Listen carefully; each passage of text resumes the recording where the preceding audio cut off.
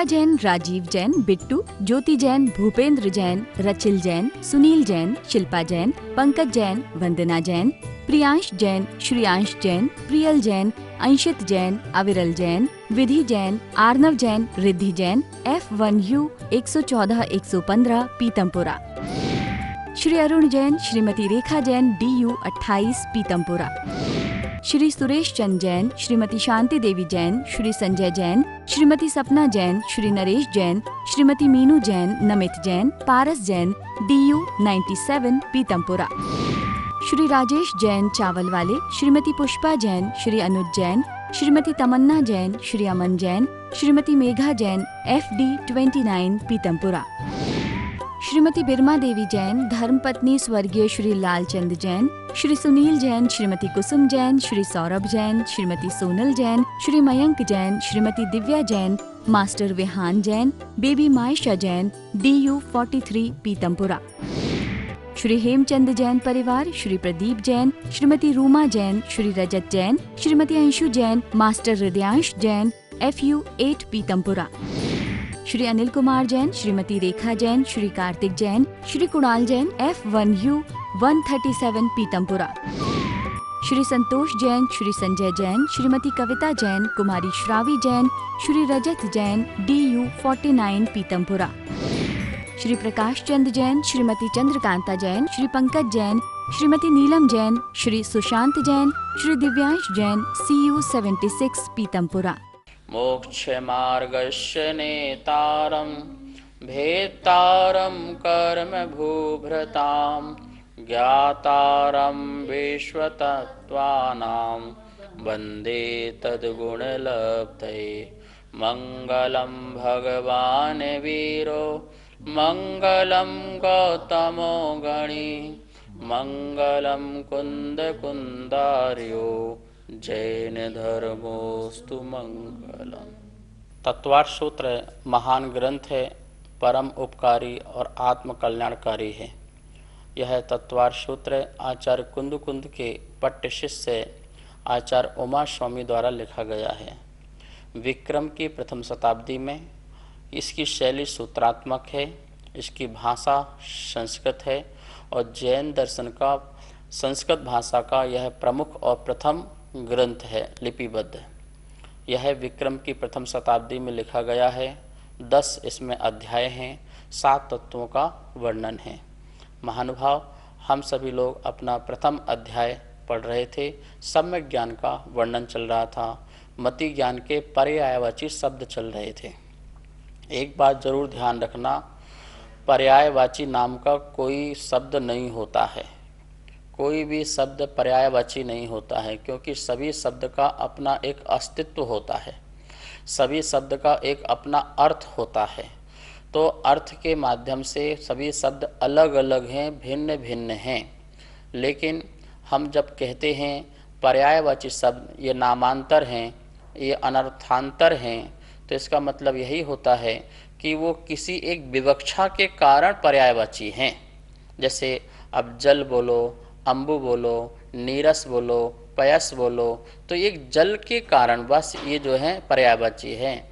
लेकिन इनका अर्थ अलग अलग किया जाए तो अम्बु कौन, जल कौन, पयस कौन, तो इनका अलग अलग भिन्न भिन्न अर्थ भी निकलता है। ऐसे ही अपन ने यहाँ पर मति ज्ञान के 5 पर्यायवाची शब्द पढ़े, मति, स्मृति, संज्ञा, चिंता, अवनिबोध।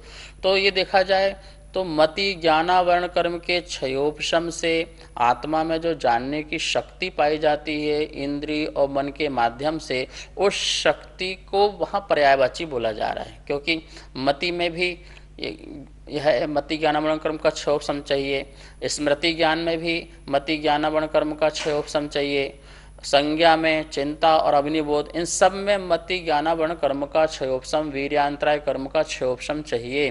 बिना उसके हम नहीं जान सकते इंद्रियों मन की सहायता से।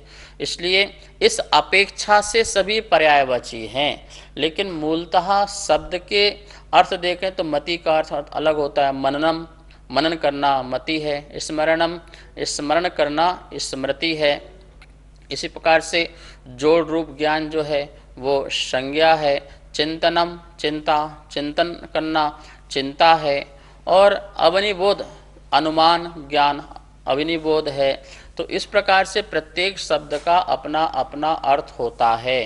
तो देखा जाए संसार में कोई भी शब्द पर्यायवाची नहीं होता है, लेकिन जब पर्यायवाची कहा जाता है तो वहाँ कहीं ना कहीं किसी शब्द की किसी अर्थ की विवक्षा होती है, उसे हमें लगाना है। इस प्रकार महानुभाव हम सबने यह मति ज्ञान के 5 पर्यायवाची नामांतर नाम आदि पढ़े, उसका अर्थ भी पढ़ा।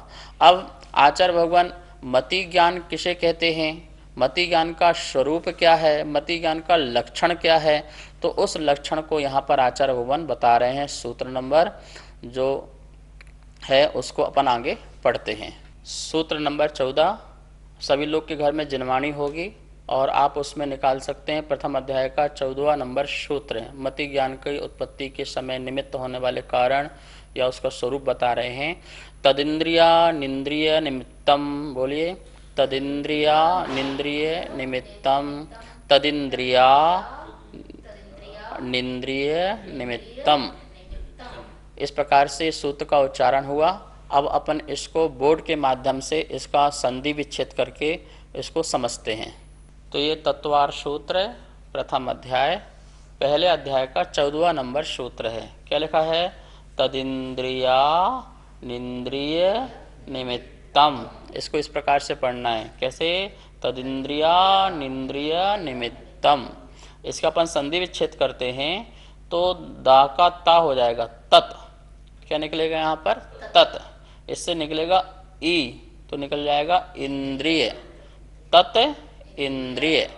इससे निकलेगा आ, इसका आ और अनिंद्रिय का आ मिलके बड़ा आ हो गया था, इससे निकलेगा आ, तो अनिंद्रिय, तत् इंद्रिय अनिंद्रिय निमित्तम।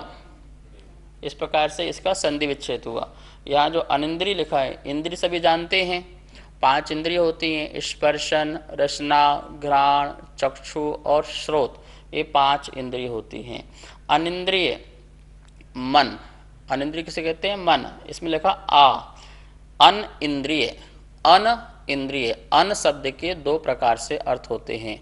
अन का अर्थ निषेधात्मक भी होता है और अन का अर्थ ईषद भी होता है, अल्प भी होता है, कम भी होता है। इस प्रकार से 2 अर्थ होते हैं। तो अन मतलब जब कहीं लग जाता है तो उसका अर्थ हो जाता है नहीं, इंद्रिय नहीं है, ऐसा अर्थ हो सकता है। एक अर्थ ये हो सकता है अन मतलब ईषद, इंद्रिय हैं पर कम रूप में, मतलब जिस प्रकार से ये इनका अपना स्थान है 5 इंद्रियों का, इसका अपना जो स्थान है वो उस रूप से नहीं है जिस रूप से इन 5 इंद्रियों का है। इसलिए इसको ईसत इंद्रिय कहते हैं, अल्प इंद्रिय कहते हैं, इसलिए इसको मन कहते हैं। क्या कहते हैं? मन। क्योंकि इसका जो निर्माण स्थान है बहुत सूक्ष्म है। हृदय स्थान के मध्य स्थान पर अति सूक्ष्म परमाणुओं से बना हुआ ये द्रव्य स्थान है, और जो कि हमें सूक्ष्मदर्शी मशीनों से भी दिखाई ना दे, इतना सूक्ष्म परमाणुओं से बना हुआ है। बाकी जो शेष इंद्रियां 5 हैं ये प्रकट रूप से दिखाई देती है, नाक, आँख, कान आदि सभी। इसलिए इसको अपन तो पूर्ण इंद्रिय कहते हैं और इसको अपन ईसत इंद्रिय कहते हैं। इसलिए मन को क्या बोला? अल्प इंद्रिय, कम इंद्रिय, छोटी इंद्रिय मन। काम बहुत बड़ा है इसका, लेकिन है ईशत।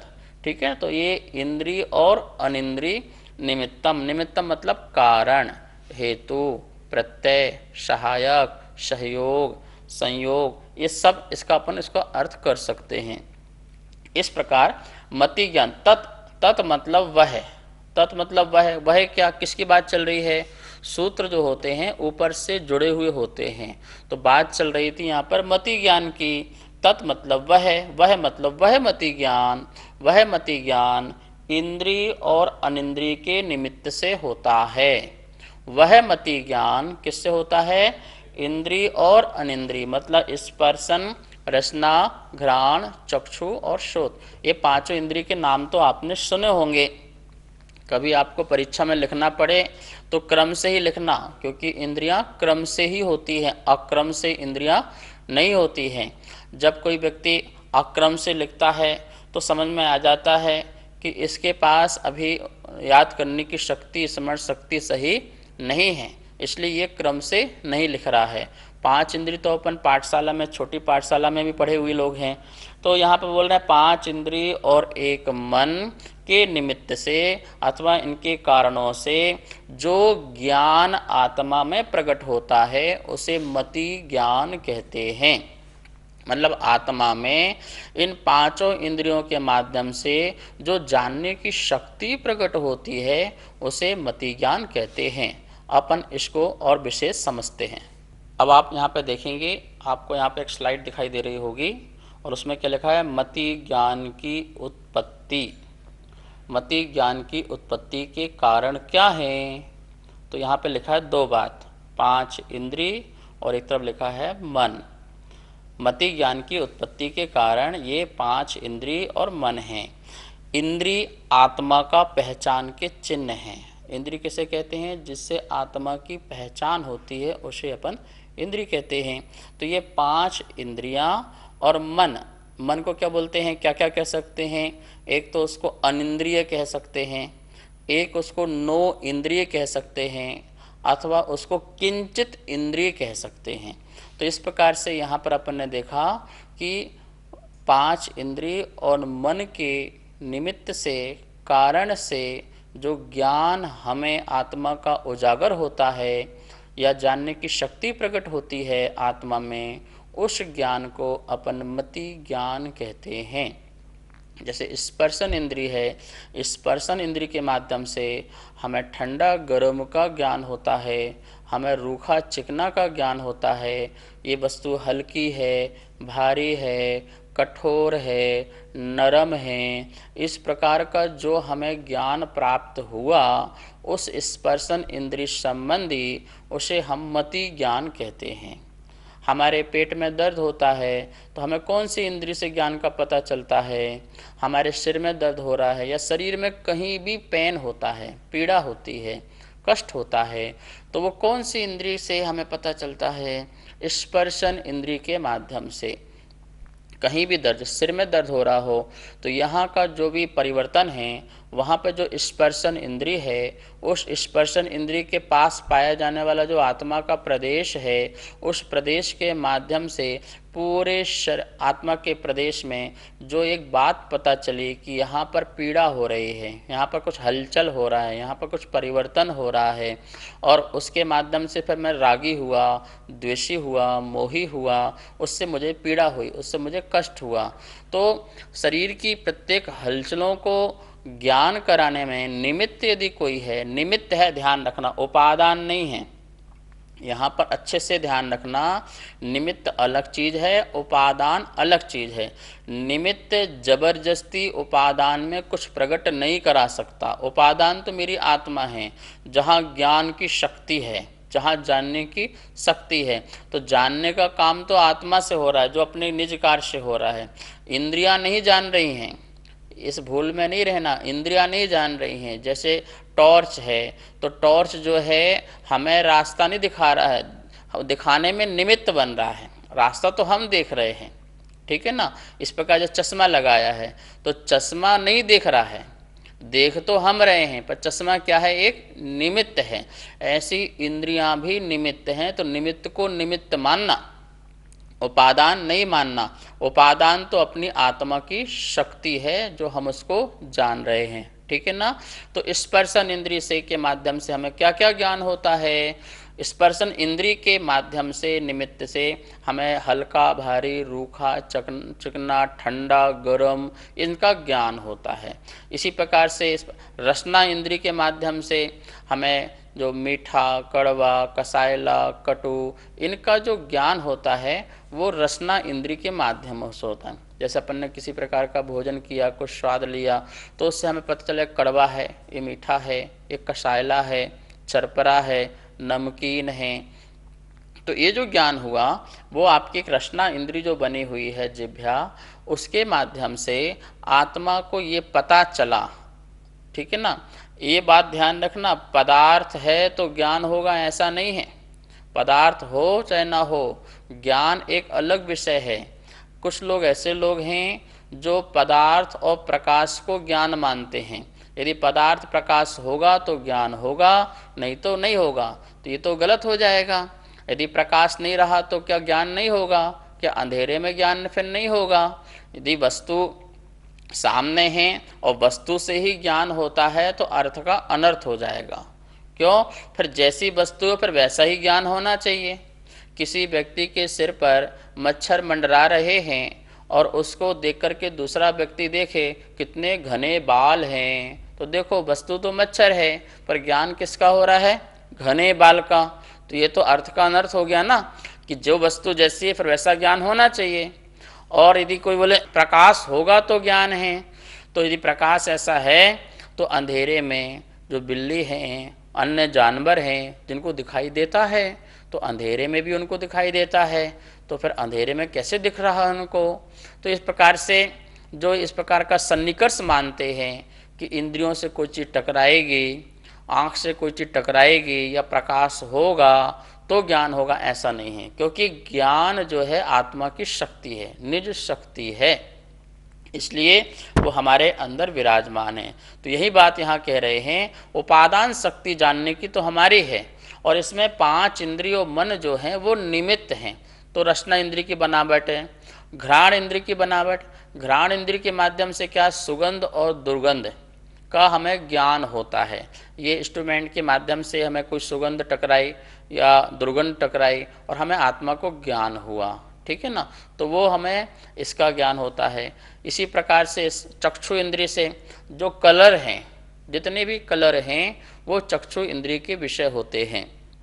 उसके माध्यम से ये नीला है, ये काला है, ये पीला है, ये हरा है, ये सफ़ेद है, हमको क्या दिखता है? हमको क्या दिखता है? कलर के अलावा क्या दिखता है? कोई व्यक्ति देखा तो या तो सफ़ेद है, या काला है, गोरा है, नीला है, पीला है। तो जो ये ज्ञान होता है चक्षु इंद्रिय के माध्यम से, वो जो ज्ञान है वो ज्ञान भी मति ज्ञान का ज्ञान है। ये निमित्त हुआ, आँख क्या हुई? देखने में मात्र निमित्त हुई है। इसी प्रकार से कान है, कान की जो संरचना है, ये कान जानती कुछ नहीं है, ये इंद्रियां कुछ भी नहीं जानती, क्योंकि इंद्रियां जो हैं पुद्गल की पर्याय हैं, जड़ की पर्याय हैं, और जड़ की पर्याय जो है ज्ञान शून्य है, और जो मेरा ये ज्ञान मति ज्ञान है वो ज्ञान गुण की पर्याय है। मेरा ज्ञान गुण आत्मा का लक्षण है, जानना मेरा स्वभाव है, और स्वभाव जो है वो अपने स्थान को छोड़कर पर स्थान में नहीं जाता है, ठीक है ना। तो मेरा जानने का जो स्वभाव वो मेरा है, तो ये निमित्त हैं। तो कर्ण इंद्रिय से शब्द टकराए, सारे गा मा पा ध नी, इनसे बहुत अनंत शब्द निकल गए, ठीक है, असंख्यात शब्द निकल गए। तो ये जो शब्द टकराए, टकराने के बाद मुझे आत्मा को पता चला कि ये शब्द आ रहा है, ये ध्वनि आ रही है और इसका ये अर्थ है। तो जानने की शक्ति, किसी को जानने की शक्ति ना हो, मैं ऐसा शब्द बोल रहे, यहाँ पर कोई व्यक्ति आ जाए और चाइना बोलने लग जाए और आपको समझ में ना आए, तो कान से टकरा तो रहे हैं पर आपको उसका ज्ञान नहीं हो पा रहा, समझने की शक्ति नहीं हो पा रही। इसका मतलब क्या है? आपका मति ज्ञानावरण कर्म का क्षयोपशम जानने की जो शक्ति उस भाषा संबंधी नहीं है, अन्य भाषा संबंधी नहीं है, और होता तो आप जान भी लेते। कोई को हिंदी इंग्लिश नहीं आती है और हिंदी बोले जा रहा है, तो इसका मतलब आपको इंग्लिश समझने वाली जो शक्ति है जानने की वो अभी प्रकट नहीं हुई है, आता ही नहीं है। तो अंदर का क्षयोपशम वाला जो ज्ञान आत्मा का है वो अपना मति ज्ञान है, और बाह्य निमित्त इंद्रियां आदि हैं। तो यहाँ जो 2 बातें कही गई हैं, 5 इंद्रिय और एक मन, मन के द्वारा विकल्प संकल्प ये जो होते हैं, जो मन में जितने विचार उत्पन्न होते हैं, 5 इंद्रियों के बिना भी मन काम कर सकता है। 5 इंद्रिय काम नहीं कर रही हैं पर मन अपना काम कर रहा है। आँख बंद है, नाक अपन कुछ भी काम नहीं कर रहा, पर मन में सोच रहे हैं, मन से विचार रहे हैं, मन से चिंतन चल रहा है। तो मन अपने आप में एक स्वयं इंडिपेंडेंट होकर के काम कर सकता है, और वो काम जो कर रहा है मन सोच रहा है। इसका मतलब यहाँ पर क्या लगाना? द्रव मन और भाव मन। द्रव मन जो है वो इंद्रिय है, किंचित इंद्रिय है, वो निमित्त है, और भावन मेरा आत्मा जानने की शक्ति, ठीक है ना। तो इन दोनों के निमित्त से जो ज्ञान प्रकट होता है आत्मा में, उसे अपन कहते हैं मति ज्ञान। तो 5 इंद्रिय और मन के निमित्त से, कारण से जो ज्ञान प्रकट होता है उसे अपन मति ज्ञान कहते हैं। नमस्ते। अच्छा श्री, इंद्रियां किन्हें कहते हैं? इंद्रियां किसे कहते हैं? बहुत सुंदर प्रश्न है। शास्त्रों में आया है इंद्रति इति इंद्रिया, आत्मा। तो इंद्रति इति इंद्र, आत्मा। जो ऐश्वर्यशाली हो, जो आज्ञावान हो, उसे अपन इंद्र कहते हैं और इस इंद्र को बोलते हैं आत्मा। इंद्र को क्या बोलते हैं? आत्मा। अनेक अनेक स्थानों पर अनेक अनेक शब्दों के अर्थ होते हैं।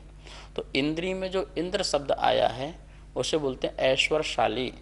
तो आत्मा ही जो है अनंत गुणों का वैभव है, ऐश्वर्य संपन्न है। इसी आत्मा को जो जानने की, पहचानने की बारे में बताए, आत्मा की पहचान कराए, उसे फिर अपन इंद्रिय कहते हैं। इंद्र की पहचान कराने वाला इंद्रिय। क्या अर्थ निकल के आ गया? इंद्र की पहचान कराने वाला इंद्रिय। तो इंद्र मतलब आत्मा, तो आत्मा की पहचान कराने वाले को बोलते हैं इंद्रिय। जो नाम कर्म के उदय से, इंद्रिय नाम कर्म आदि के उदय से, जो पौधलिक परमाणुओं के पिंड से आँख, नाक, कान आदि की जो संरचना होती है उसे अपन द्रव्य इंद्रियां कहते हैं। और ये द्रव्य इंद्रियां जो हैं हमारी आत्मा की पहचान कराते हैं, हमारे आत्मा का होने का, अस्तित्व का ज्ञान कराते हैं। सोचिए, यदि ये इंद्रिय नहीं होती तो हम संसारी जीवों को यह आत्मा है कैसे बताते, कैसे समझाते? तो हम इस इंद्रिय के माध्यम से बताते हैं कि यह आत्मा है, इसमें अस्तित्व है, जानने देखने की शक्ति है, सुख दुख का वेदन संवेदन करने वाली यह आत्मा है। तो वास्तव में इंद्र की पहचान कराने वाला, इंद्र का ज्ञान कराने वाला, इंद्र मतलब आत्मा का ज्ञान कराने वाला, आत्मा का अस्तित्व बताने वाले को क्या कहते हैं? इंद्रिय कहते हैं। वो इंद्रियां 5 होती हैं।